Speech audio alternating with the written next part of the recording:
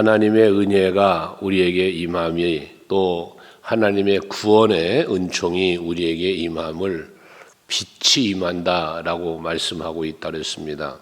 특별히 이사야 선지자 60장 이후로 이 빛에 대한 단어를 많이 사용하고 있는데 이것은 곧 하나님의 은혜를 말하고 하나님의 구원의 빛을 말합니다. 오늘 1절에서는 빛같이 시온의 의가 또 구원의 햇불같이 나타난다 이렇게 표현해서 하나님의 은혜가 강력한 빛으로 임하셔서 그 이스라엘의 회복을 이루어 주실 것을 말씀하고 있습니다. 특별히 시온을 위하여 잠잠하지 않는다 또 예루살렘을 위하여 쉬지 아니하신다라는 말씀을 하셔서 이 구원을 위한 하나님의 일하심은 멈추어지지 않고 쉬지 않는, 그래서 쉼 없이 일하시는 하나님을 말씀하고 있어요.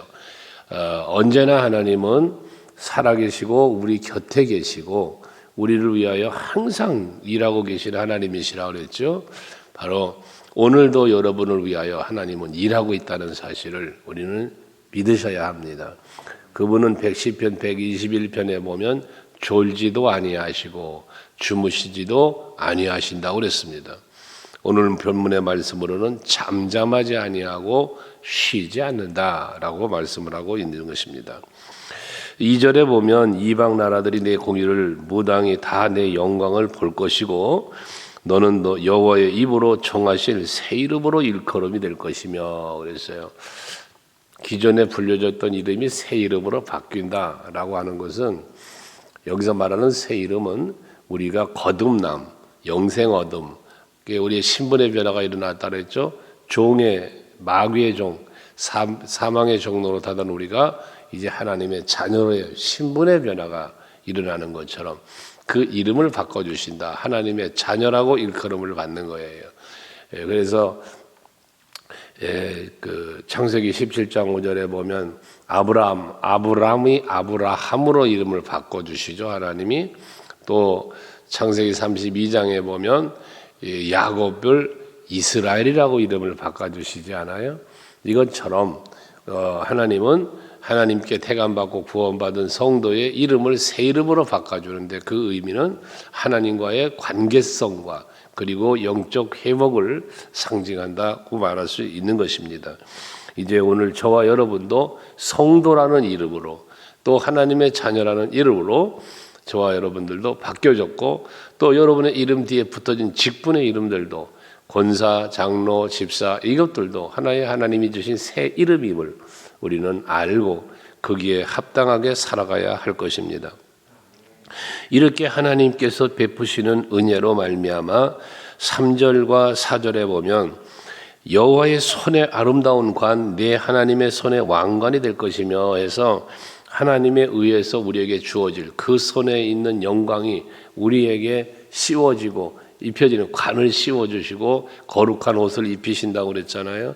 이것처럼 하나님의 영광이 우리에게 임함을 말하는 거예요. 그래서 다시는이라는 표현을 하며 4절에 네가 다시는 버림받는 자가 아니 될 것이고 내 땅 황무지라 부르지 아니할 것이고 하면서 하나님은 파괴자나 하나님은 우리에게서 은혜와 복을 빼앗는 자가 아니라 우리를 헵시바라 한다 그랬고 뷸라라 한다 그랬는데 이 헵시바라는 말은 하나님의 기쁨이라는 뜻이에요.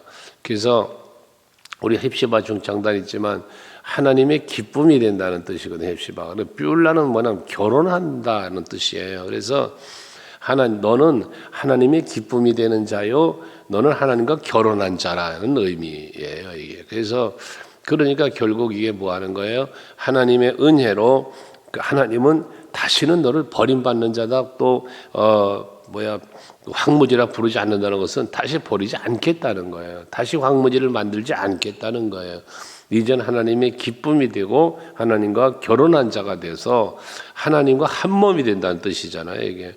그래서 이제 은혜를 베푸시고 보호해 주시겠다는 하나님의 약속인 것입니다. 그래서 이는 너의 여호와께서 너를 기뻐할 거고 내 땅이 결혼한 것처럼 될 것이다라고 해서 하나님과의 관계가 완전한 회복이 이루어짐을 의미하는 거죠. 이 헵시바라는 인물은 사실 인물적으로 보면 히스기야 왕의 아내의 이름이기도 한데 그만큼 하나님이 기뻐하는 그러한 기뻐함의 대상이 되었다는 것입니다. 그러면서 5절에 보면 마치 청년이 처녀와 결혼함 같이 네 아들들이 너를 취하겠고 신랑이 신부를 기뻐함 같이 네 하나님이 너를 기뻐하시리라 그래서요. 죄를 범했어요. 그래서 하나님을 떠나고 버림받았던 저들이에요.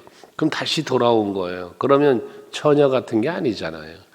그런데 처녀처럼 청년이 처녀와 결혼함 같이라는 비유를 한 것은 뭐냐면 저들의 죄가 완전 속죄되었다는 거예요. 완전히 정결한 그러한 백성이 되었다는 걸 말하는 거예요.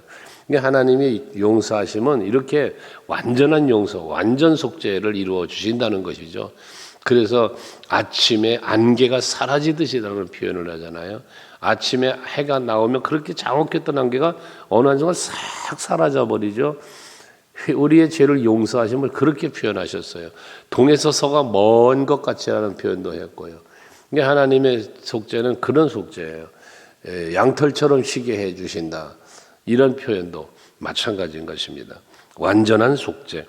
그러면서 6절과 7절은 파수꾼의 이야기를 하면서 이 파수꾼은 지도자들을 말하는 건데 이 파수꾼들, 지도자들은 쉬지 말고 잠잠하지 말고 하나님 앞에 기도할 걸 말하는 거예요. 그래서 쉬지 말고 잠잠하지 말고 너희는 여호와로 기억하시게 하는 자들아라고 했는데 그 지도자들이거든요. 그러면서 7절에 여호와께서 예루살렘을 세워 세상에서 찬송을 받게 하시기까지 그로 쉬지 못하게 하라.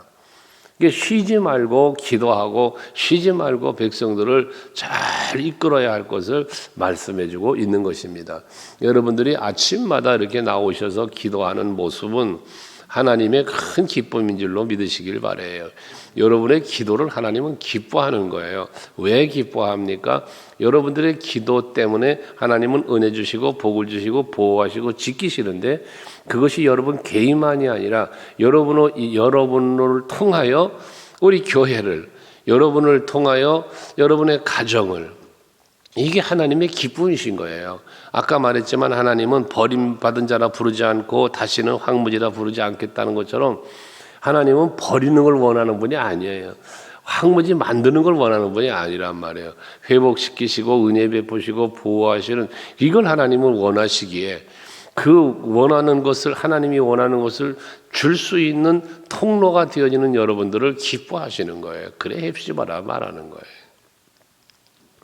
그러면서 8절에 여호와께서 그 오른손 그 능력의 팔로 맹세하시되 내가 다시는 곡식을 네 원수의 양식으로 주지 않겠고 내가 수고하여 얻은 포도주를 이방인이 마시지 못하게 할 것인즉 지켜주신다는 거죠. 다시는 이방 나라에 빼앗기거나 이방 나라로 잡혀가거나 그런 압박을 받지 않도록 하나님께서 보호해 주실 것을 말씀하는 것입니다. 오늘 하루 사시면서도 하나님의 보호하심 속에서 여러분들은 살아가실 거예요. 그 보호하신 은혜 안에서 산다고 말이에요. 그러므로 여러분들 정말 두려워하지 마세요. 걱정하지 마세요.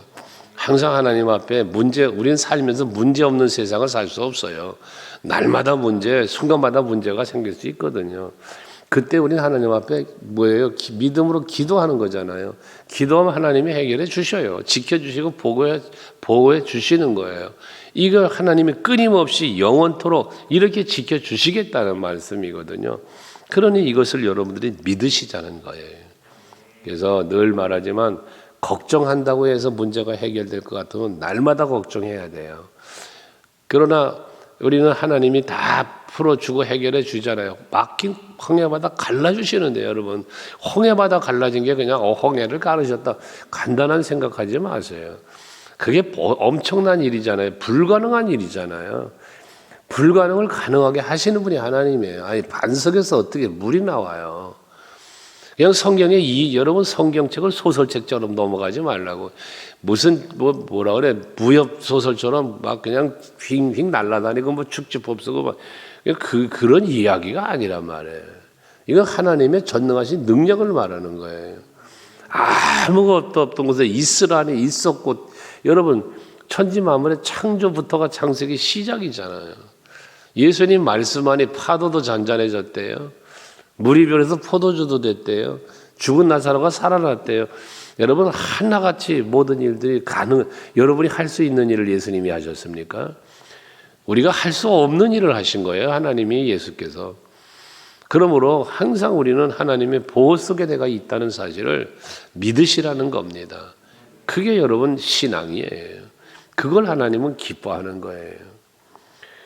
그러면서 9절도 오직 추수한 자가 그것을 먹고 나 여호와를 찬송할 것이요 거둔 자가 그것을 나의 성소뜰에서 마시리라 했어요. 하나님의 은혜를 받아 누리는 걸 말하는 거잖아요. 받아 누리니까 뭐해요? 여호와를 찬송할 것이요 그랬어요. 이건 뭐 늘 말하는 거죠. 여러분 우리가 하나님 앞에 감사하는 거는요, 받은 은혜를 누리는 거예요. 여러분 한숨 쉬지 말고 찬송하며 사세요. 불평하지 말고 감사하며 사세요. 그게 여러분의 누림이 되는 거예요. 그런데 아무리 많은 것을 하나님이 내게 주셔서도 내가 감사하지 못하면 누리질 못하는 거라니까요. 곡간의 곡식을 많이 쌓아놔서 뭐합니까? 거지처럼 살면 거지가 되는 거죠. 그러니까 항상 여러분들은 누림의 삶을 사시라는 말씀입니다. 10절에 성문으로 나아가라 백성이 올 길을 깎아라 큰 길 수축해라 도를 제하라 만민을 위하여 기치를 들어라. 이게 뭡니까? 바벨론의 포로가 되어 있던 저들 이제 그 성을 나서서 예루살렘으로 돌아가라는 거예요. 돌아오게 하신다는 거예요, 하나님께서.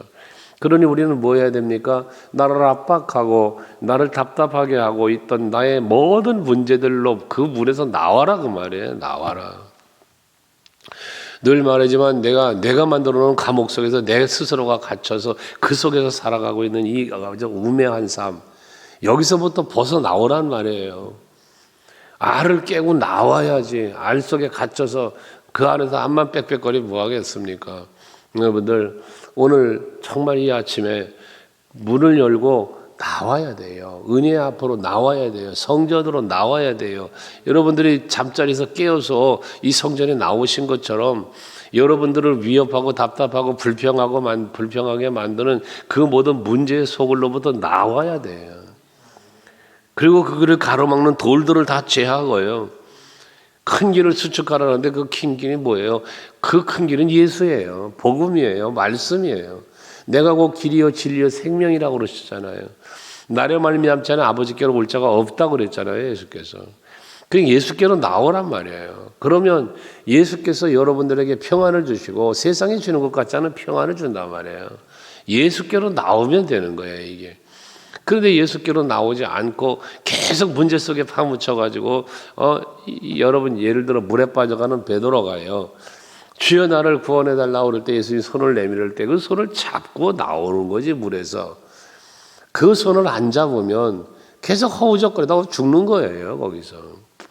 하나님 앞에 도와달라고 기도했습니까? 손을 내미시러요, 주님은. 그 손 잡고 나오시라고요, 문제 속에서.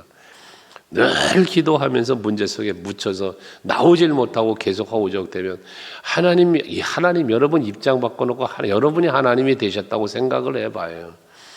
그 하나님은 여러분이 기도니까 응답해 주시려고 손 붙잡아 주시고 은혜 베푸시고 복 주시려고 앞에서 다 말씀한 것처럼 그러시려고 그러는데 그 손 잡고 나오진 않고 그대로 주저앉아가지고 또 내일 새벽에 와서 또 아버지하고 또 기도하고 그러고 가서 또 하루 종일 불평하고 살다가 내일 새벽에 오면 또다시 아버지하고 그 아버지 입장에서 여러분들을 보고 이뻐하시겠냐고 헵시바가 되겠냐고요. 너는 응답 주려고 그러면 또 불평하고 복을 주고 지켜주려고 해도 또 원망하고 너한테는 내가 복을 못 주겠다 그러지 않겠냐고 입장을 한번 바꿔놓고 생각해 보라 그 말입니다. 항상 감사하며 사세요. 찬송하며 사세요. 그리고 예수 그 길을 따라 걸어가세요. 거기에 구원이 있어요. 그래서 11절에 말씀하잖아요. 여호와께서 땅끝까지 선포하시되 너희는 딸 시온에게 이르라. 보라 내 구원이 이르렀느니라. 보라 상급이 그에게 있고 복이 그 앞에 있느니라. 할렐루야 아닙니까? 봐라 구원이 내 구원이 이르렀어. 이제 너 구원의 날이 된 거야. 보아라, 너. 그러고 그에게 상급이 있어. 뭐예요? 예수께 나오면 구원이 예수께 있어. 상급이 그의 손에 있어. 그러니 나오라는 거예요. 여러분, 교회에 나오고 예수께 나오고 이게 문제에서 나오는 길이란 말이에요. 이게 행복으로 가는 길이란 말이에요. 생명으로 가는 길이란 말이에요. 평강으로 가는 길이란 말이에요. 그 길을 걸어가자는 거예요. 그 길을. 구원은 오직 메시아 예수 그리스도께 있음을 말씀하는 것이고, 이 구원의 완성은 예수 그리스도를 통해서만 이루어짐을 말씀하고 있는 것입니다. 그러므로 여러분, 예수의 이름을 부르는 자가 돼야 되고요, 예수 따라가는 삶을 살아야 되고요, 예수님 손 붙잡고 살아가는 여러분이 되셔야 돼요. 그래서 예수님 덕분에 행복해지는 거예요. 이 행복을 여러분들이 찾고 누려야 되지 않겠습니까? 예수님을 아는데 예수님을 따라가지를 않아요. 성경의 말씀이 은혜가 되고 복이 된다는 걸 아는데 말씀을 따라가지를 않는다면 이건 어리석은 거잖아요. 여러분들 항상 아는 것보다 믿는 게 중요하고, 그리고 머뭇거리고 망설이지 말고 즉시 일어나 주님을 따라야 되는 것이고요. 12절에 사람들이 너를 일컬어 거룩한 백성이라 여호와께서 구속하신 자라 하겠고, 또 너를 일컬어 찾음 받은 자여 버림받지 아니한 성읍이라 하리라 했습니다. 거룩한 백성으로 일컬음을 받는다. 하나님께서 구속하신 사람이다라고 일컬음을 받는다는 거예요.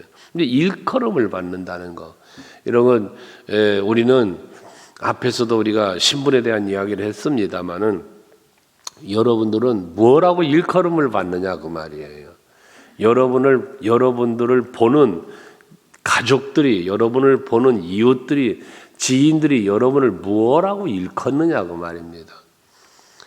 저분을 보면 정말 하나님 예수의 은혜가 보여, 사랑이 보여, 하나님한테 복받은 사람이야. 이게 그렇게 일컬음을 받아야지.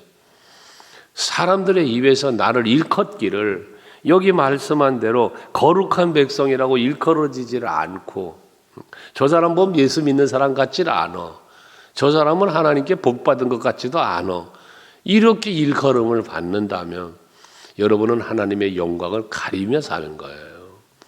우리는 거룩한 백성이라고 일컬음을 받아야 돼요.